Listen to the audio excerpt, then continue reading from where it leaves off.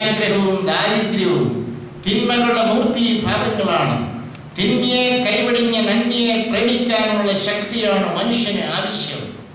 ഈ സച്ചിന്തയാണ് ഫിലോഖാലിയ എന്ന പുരാതന ഗ്രീക്ക് ധ്യാന ഗ്രന്ഥത്തിന്റെ പ്രമേയം. ഈ സത്യത്തിന്റെ നന്മയോടുള്ളതായ സ്നേഹം, ആവിഷ്കാരം സുസാധ്യമായി തീരുവാനുള്ള ആഹ്വാനം എല്ലാ മതഗ്രന്ഥങ്ങളിലും കാണാം. പക്ഷേ ചില സ്ഥലങ്ങളിൽ അത് ഘനീഭവിച്ച് കിടക്കുന്നുണ്ട്. അത്രയുമാകുന്ന സൂര്യന്റെ കിരണങ്ങൾ അതിന്മേൽ വീശേണ്ടതുണ്ട്. ഹൈന്ദവ സനാതന വീക്ഷണവും ഇസ്ലാമിലെ നീതിബോധവും ക്രൈസ്തവ സ്നേഹത്തിന്റെ ചിന്താധാരയെ ശക്തീകരിക്കുമെന്നുള്ള ഗ്രന്ഥകാരന്റെ വീക്ഷണം പഠനാർഹമാണ്. ഉണ്മയായ ദൈവം ഒന്നല്ല, രണ്ടല്ല, മൂന്നല്ല, സ്നേഹമാണ് എന്നതും ശ്രീ ശങ്കരാചാര്യരുടെ കേവലാദ്വൈതവും ശ്രീരാമാനുജരുടെ വിശിഷ്ടാദ്വൈതവും മാനവരാശിയെ ഒന്നായി കാണുന്നതിനുള്ള ഗ്രന്ഥകാരന്റെ വീക്ഷണമായി കരുതാം. ദൈവം ശിക്ഷിക്കുന്നത് രക്ഷിക്കുന്നതിന് വേണ്ടിയാണെന്നുള്ള ഗ്രന്ഥകാരന്റെ പ്രഖ്യാപനവും നിത്യനരകത്തെക്കുറിച്ചും മരണാനന്തര അനുതാപത്തെ സംബന്ധിച്ചുമുള്ള നിഗമനങ്ങളും ദൈവശാസ്ത്ര ചർച്ചയ്ക്ക് തന്നെ ഇടം നൽകുന്നതാണ്. സഭയാകുന്ന കൂടാരത്തിന്റെ സ്ഥലം ദൈവതാൽപര്യത്തിനനുസൃതമായി വിശാലമാക്കുന്നതിനും ക്രിസ്തുവാകുന്ന കുറ്റിയിൽ കെട്ടപ്പെട്ട സ്നേഹമാകുന്ന കയർ നീട്ടുകയും ചെയ്യുവാനുള്ള ആഹ്വാനം ഗ്രന്ഥത്തിൽ ഉടനീളം കാണാം. അതിൽ പ്രവാചക ദർശനവും ഇടയ പരിപാലന വീക്ഷണവും അന്തർലീനമായിരിക്കുന്നു. സ്നേഹരാഹിത്യം അക്രമത്തിലേക്കും ചൂഷണത്തിലേക്കും നമ്മെ നയിക്കുന്നു.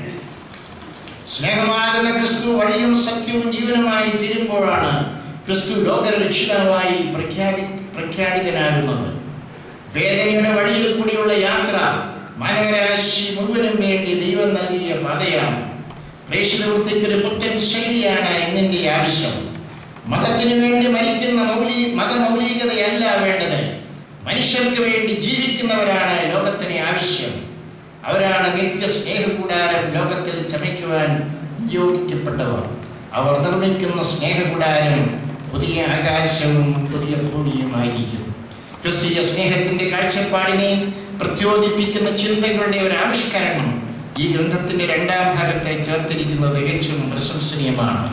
മറ്റു മതവിശ്വാസങ്ങളിലും മതാചാര്യന്മാരുടെ ഉപദേശങ്ങളിലും സ്നേഹമെന്ന ദൈവിക സത്തയെ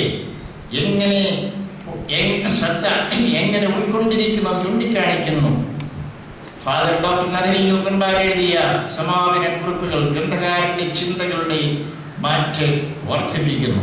ഈ ഗ്രന്ഥം വായനക്കാരെ പ്രവർത്തന നിരതരാക്കുമെന്നുള്ളതിൽ സംശയമില്ല. വൈദികരും വിദ്യാർത്ഥികളും മറ്റു മതസ്ഥരും സഭയിലെ ആത്മായരും ഈ ഗ്രന്ഥം വായിച്ചും പഠിച്ചും ക്രിസ്തു എന്ന തലയോളം വളരട്ടെ എന്ന് ഞാൻ ആശംസിക്കുന്നു. ഗ്രന്ഥകാരനെ സ്നേഹാദരവോടുകൂടിയ പൂച്ചെണ്ടുകൾ. ഈ പുസ്തകം ഇന്ന് വിൽപ്പനയ്ക്കായിട്ടുണ്ട്. CSS പ്രസിദ്ധപ്പെടുത്തിയതായി ബുക്കിന് 100 രൂപയാണ് വില. ഇവിടെ ഇരിക്കുന്ന എല്ലാവരും അതിന്റെ പുസ്തകം വാങ്ങിക്കൊണ്ട് പോകണം എന്നുള്ളത് ഗ്രന്ഥകാരന്റെ ഒരു താല്പര്യം ഞാൻ നിങ്ങളെ അറിയിക്കുന്നു. ഇതിൽ നിന്ന് ലഭിക്കുന്നതായ പണം സാമൂഹിക ക്ഷേമ പ്രവർത്തനങ്ങൾക്കായിട്ട് വിനിയോഗിക്കുന്നതാണ്. അതുകൊണ്ട് ഇതിന്റെ കുറച്ച് കോപ്പികൾ മാത്രമേ നമ്മൾ പ്രിന്റ് ചെയ്തിട്ടുള്ളൂ. അതുകൊണ്ട് എല്ലാവരും ഒരു കോപ്പി ഇന്ന് ഇവിടെ വാങ്ങിക്കൊണ്ട് പോകണമെന്ന് ഗ്രന്ഥകാരന് വേണ്ടി സ്നേഹപൂർവ്വം ഞാൻ അഭ്യർത്ഥിക്കുന്നു. ഇപ്പോൾ പുസ്തക പ്രകാശനം നടക്കുകയാണ്.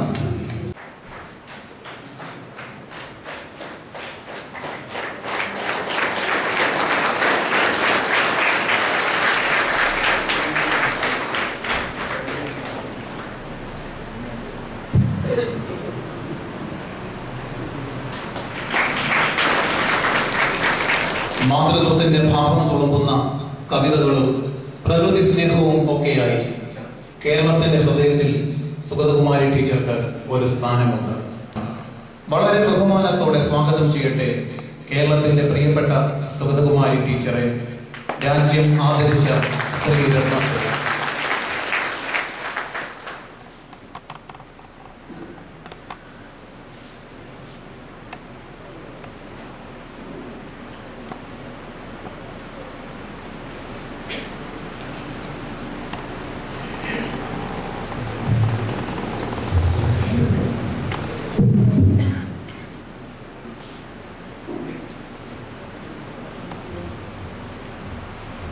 എത്രയും ആദരണീയനായ, എത്രയും പ്രിയപ്പെട്ട വലിയ തിരുമേനി, നമ്മുടെ ഏത് വിഷാദത്തിൻ്റെ നിഴലിലും നമ്മുടെ മുഖത്ത് നാം അറിയാതെ തന്നെ ഒരു പുഞ്ചിരി വിരിയിക്കുന്ന ക്രിസോസ്റ്റമോസ് വലിയ തിരുമേനി, അധ്യക്ഷനായ ബഹുമാന്യനായ കൊച്ചു തിരുമേനി, വേദിയിലെ സുഹൃത്തുക്കളെ, ബഹുമാന്യരായ വൈദികരെ, സഹോദരിമാരെ, സഹോദരന്മാരെ, ഈ പുണ്യദിനത്തിൽ, ഈ പുണ്യകർമ്മത്തിൽ പങ്കാളിയാകുവാൻ എന്നെ ക്ഷണിച്ചതിന് ആദ്യമായി ഞാൻ നിങ്ങളോട് ഏവരോടും ഈശ്വരനാമത്തിൽ നന്ദി പറയുന്നു. വലിയ തിരുമേനിയുടെ ജന്മദിനത്തിൽ ആശംസകൾ നേരുക എന്നുള്ളതാണ് നമ്മുടെ കർത്തവ്യം. പക്ഷേ ഗുരുജനങ്ങളെ ആശംസിക്കാൻ നാം ആളല്ല. ഗുരുജനങ്ങൾക്ക് പിറന്നാളാശംസകൾ നേരുകയല്ല വേണ്ടത്, അവരുടെ പാദത്തിൽ സാഷ്ടാംഗ പ്രണാമം ചെയ്ത് പ്രാർത്ഥിക്കുക മാത്രമാണ് വേണ്ടത് എന്ന് പൂർവ്വസൂരികൾ പറയുന്നു. ആശംസിക്കാൻ നമ്മളാരെ? വലിയ തിരുമേനിയെ പോലെ ഒരാളെ ആശംസിക്കാൻ നമ്മളാരുമില്ല. അവിടത്തേക്ക് വേണ്ടി ഏറ്റവും വിനയത്തോടെ, ഏറ്റവും ഭക്തിയോടെ നമുക്ക് ഈശ്വരനോട് പ്രാർത്ഥിക്കാം. ഇത്രയും വർഷം, ദീർഘവർഷങ്ങൾ അദ്ദേഹത്തെ നമുക്കായി തന്നതിന്, ഇത്രയും വർഷം പ്രയത്നിക്കുവാൻ, പ്രത്യേകിച്ച് പാവങ്ങൾക്ക് വേണ്ടി കഠിനമായി പ്രയത്നിക്കുവാൻ അദ്ദേഹത്തിന് ആരോഗ്യം നൽകിയതിന്, ദീർഘായുസ് നൽകിയതിന്, അദ്ദേഹത്തിൻ്റെ ബുദ്ധിക്ക് തെളിച്ചവും മനസ്സ് നിറയെ കാരുണ്യവും കൈകൾക്ക് കർമ്മശക്തിയും നൽകിയതിന്, ഇനി വേറെ വർഷം ഇതേ രംഗത്ത് നമുക്ക് അനുഗ്രഹമായി, നാടിന് അനുഗ്രഹമായി പ്രശോഭിക്കുന്നതിന് അവിടുത്തെ അനുഗ്രഹിക്കണമേ എന്ന് നമുക്കെല്ലാവർക്കും ഒരേ സ്വരത്തിൽ, ഒരേ മനസ്സോടെ ഈശ്വരനോട് പ്രാർത്ഥിക്കാം. അത് ചെയ്യാൻ മാത്രമാണ് ഞാൻ ഇവിടെ വന്നത്. 2 വഴികളുണ്ട് എന്ന് പറയാറുണ്ട്. ഒന്ന് ഈശ്വരനിലേക്കുള്ള വഴി, മറ്റേത് ഈശ്വരനിൽ നിന്നുള്ള വഴി, മനുഷ്യനിലേക്കുള്ള വഴി, ഈ പ്രപഞ്ച ജീവിതത്തിലേക്കുള്ള വഴി. ഒന്ന് ഈശ്വരനിലേക്കുള്ള വഴിയും, ഒന്ന് മുന്നോട്ടുള്ള താഴോട്ടുള്ള വഴി, ഒന്ന് മുകളിലോട്ടുള്ള വഴി. ഇത് രണ്ടും നമുക്ക് തിരഞ്ഞെടുക്കാവുന്നത്. മറ്റെല്ലാം മറന്ന് തികഞ്ഞ ആധ്യാത്മികമായ വൃത്തികളിൽ, ചിന്തകളിൽ മുഴുകി ഈശ്വര സാക്ഷാത്കാരത്തിന് വേണ്ടി പ്രയത്നിക്കുന്ന മഹർഷിമാരുടേതായ ഒരു മാർഗമുണ്ട്. എല്ലാം ത്യജിച്ചുകൊണ്ട് സർവസ്വവും വേണ്ട എന്ന് വെച്ചുകൊണ്ട് അങ്ങോട്ട് മാത്രം, ആ നിത്യജ്യോതിസിൽ മാത്രം കണ്ടുറപ്പിച്ചു പോകുന്ന മഹർഷിമാരുടേതായ ആ ഒരു പാരമ്പര്യം അതിൻ്റെയുണ്ട്. മറ്റൊന്ന് കർമ്മമാർഗം, രണ്ടാമത്തേത് ഈശ്വരിൽ നിന്നുള്ള വഴിയാണ്. ഈശ്വരിൽ നിന്നുള്ള ഒരു പ്രകാശധാര തന്നെയാണത്, കർമ്മത്തിൻ്റെതായ മാർഗം. ഈ 2 കൈകൾ അവിടെ നൽകിയിരിക്കുന്നു. ഇത് ആർക്കു വേണ്ടി പണിയെടുക്കുവാൻ? അവിടത്തേക്ക് വേണ്ടി, അവിടുത്തെ മക്കൾക്ക് ആശ്വാസം അണയ്ക്കുവാൻ വേണ്ടിയുള്ള എൻ്റെ പ്രയത്നം. അതിനാണ് എനിക്ക് കൈകൾക്ക് ശക്തി നൽകിയിരിക്കുന്നത്, എനിക്ക് ബുദ്ധി നൽകിയിരിക്കുന്നത്, എനിക്ക് കണ്ണുകൾക്ക് വെളിച്ചം നൽകിയിരിക്കുന്നത്. ആ വിശ്വാസത്തോടെ സഹജീവികൾക്ക് വേണ്ടി നിരന്തരമായി കർമ്മം അനുഷ്ഠിക്കുവാനുള്ള കർമ്മത്തിൻ്റെതായ മാർഗം, ജ്ഞാനമാർഗവും കർമ്മമാർഗവും ഒന്നിച്ചു പോകുന്നുണ്ട്. ഇത് രണ്ടല്ല. ജ്ഞാനത്തോടുകൂടി മാത്രം, ഈ ജ്ഞാനം ഉണ്ടെങ്കിൽ മാത്രമേ കർമ്മമാർഗത്തിന് ശോഭയുണ്ടാവുകയുള്ളൂ, ശക്തി ഉണ്ടാവുകയുള്ളൂ. ഇത് രണ്ടും ഒന്നിച്ച് കാണുന്നത് അപൂർവമാണ്. ഒരേ സമയത്ത് ഈശ്വരനിൽ കണ്ണുകൾ ഉറപ്പിക്കുവാനും, ഈശ്വരപാദങ്ങളിൽ തന്നെ കണ്ണുകൾ ഉറപ്പിച്ച് ആ ജ്യോതിസിനെ ഉൾക്കൊള്ളുവാനും, അതേ സമയത്ത് മനുഷ്യൻ്റെ കണ്ണുനീര് കണ്ട് പ്രവർത്തിക്കുവാനും സാധിക്കുന്ന ആത്മാക്കൾ വളരെ വിരളമാണ്. നമുക്ക് ഏതെങ്കിലും ഒന്നേ കാണാൻ സാധിക്കാറുള്ളൂ.